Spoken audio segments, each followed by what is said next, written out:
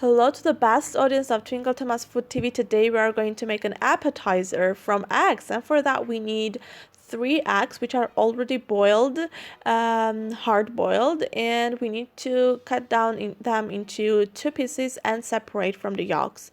And whenever done, let's add a little bit of mayonnaise to the yolks. We will need a little bit of tomato sauce. And we will mix those 3 ingredients together.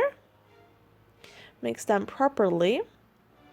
And whenever done, we'll proceed to the next step, which is adding the salt and other seasonings. Now let's add a little bit of salt, a little bit of red pepper,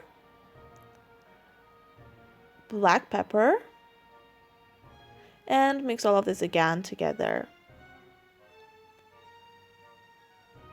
Now this is the turn for us to work with the other part of the egg, the white one, and all we need to do is put them in the flour, egg, and breadcrumbs, and put some olive oil in the pan, turn on the gas, and let's have them cooked.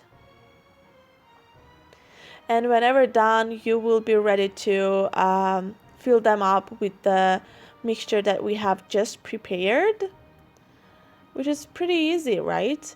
And it's going to be absolutely tasty.